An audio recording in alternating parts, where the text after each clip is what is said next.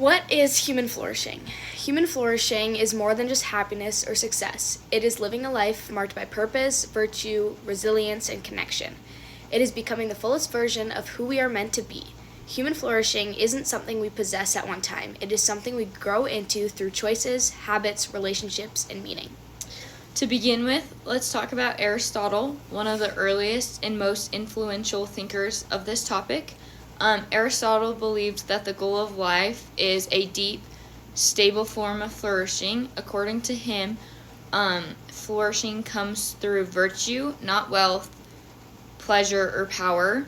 Virtue is developed through habits. We become brave by doing brave things, generous by practicing generosity, and human begins flourishing when they live according to their purpose, which for Aristotle is the use of reason to live ethically.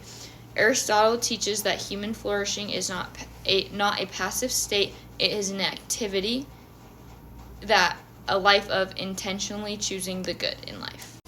The Dhammapadas talk about inner peace and freedom from attachment. Centuries later, Buddhist wisdom, especially as captured in the Dhammapadas, add another dimension. The Dhammapadas emphasize awareness and mindfulness, freedom from destructive desires, compassion for all beings, and the cultivation of inner peace.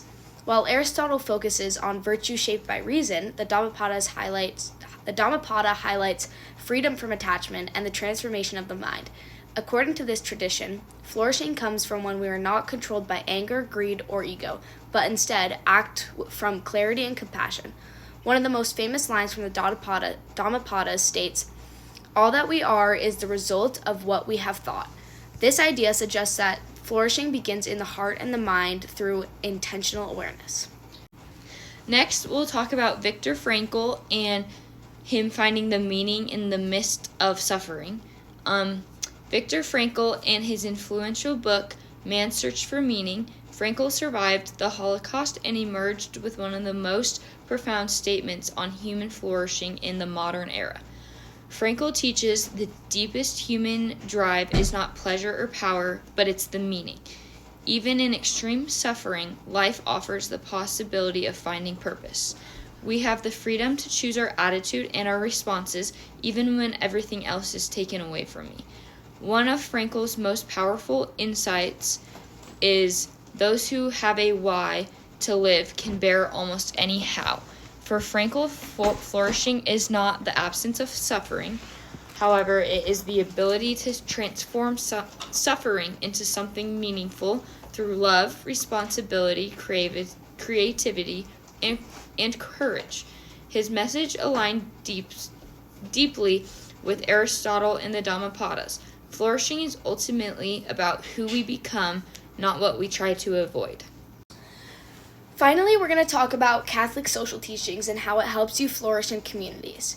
Catholic social teachings brings a communal dimension to human flourishing. It emphasizes that we flourish not alone, but through relationships, justice, and service. Some key points include human dignity. Every person is created in the image of God and worthy of respect. Community and participation. Humans flourish when they live in loving, supportive communities. The common good. Society should support the condition for all people to thrive. Solidarity. We are responsible for one another, especially the vulnerability. Subsidiarity. Decisions should be made at the most local level possible, empowering people to shape their own communities.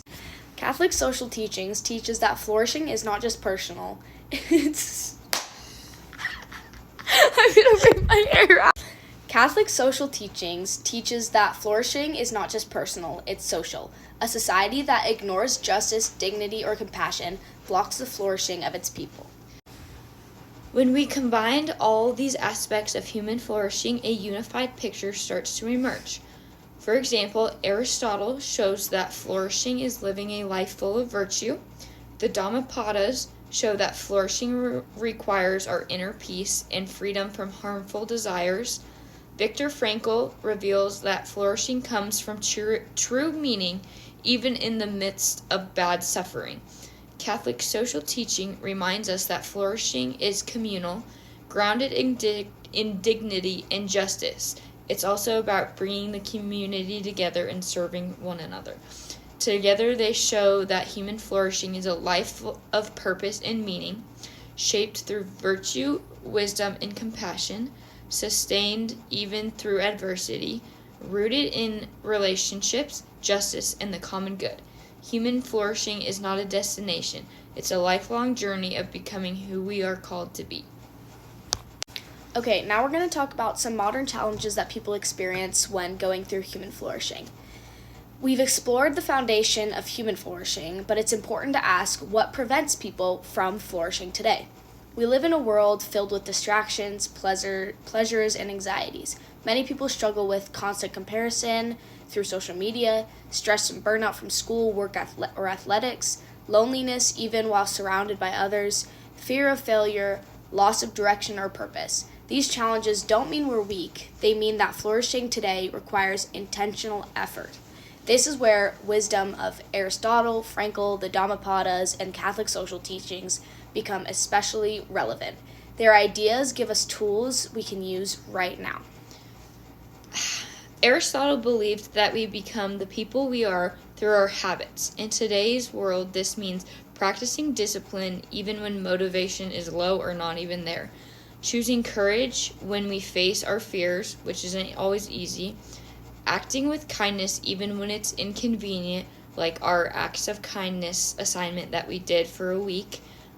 Using reason to make ethical choices rather than reacting impulsively. Flourishing is not about perfection. It's about consistent and intentional growth. A modern application of Aristotle in this: if you want to flourish, design your daily life and the schedule around the kinds of habits that shape you into your best version of yourself. The Dhammapadas teach us that mind shapes reality.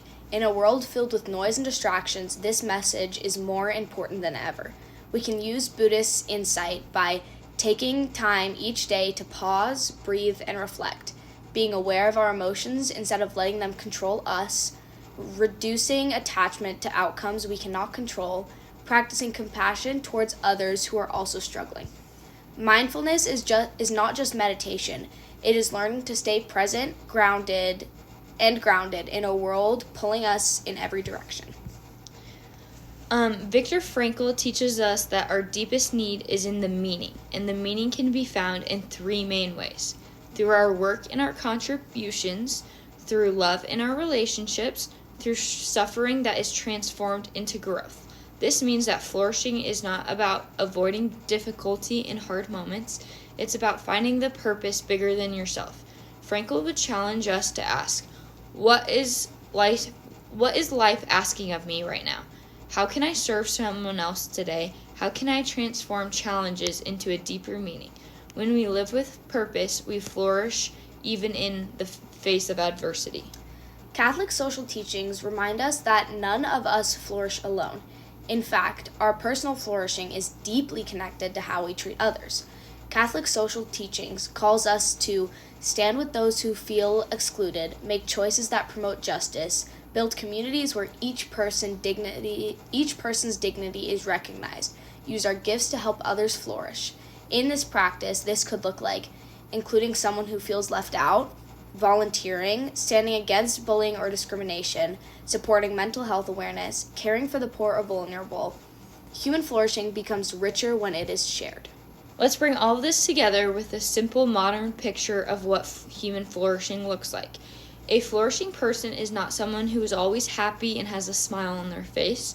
A flourishing person is someone who lives with intention, which represents Aristotle, cultivates inner peace, which is the Dhammapadas, seeks meaning and purpose, that's Viktor Frankl, builds community and justice, Catholic social teaching, and tries each day to grow into the person they were meant to be. Flourishing looks different depending on who you are and what you're striving to be. That means showing up with integrity, choosing meaningful goals, caring for your mental and spiritual well-being, being resilient, supporting others, and recognizing your worth. and the worth of others. This is not easy, but it's possible for everybody. Human flourishing is one of the oldest questions humanity has asked. The thinkers we explore today give us timeless wisdom. Aristotle teaches us to cultivate virtue. The Dhammapadas teaches us to shape our minds. Frankl teaches us to search for meaning. Catholic social teachings teach us to flourish together. When we bring all these ideas into our daily lives, we don't just survive. We become people of purpose, wisdom, compassion, and hope. And that is the true heart of human flourishing. Thank you!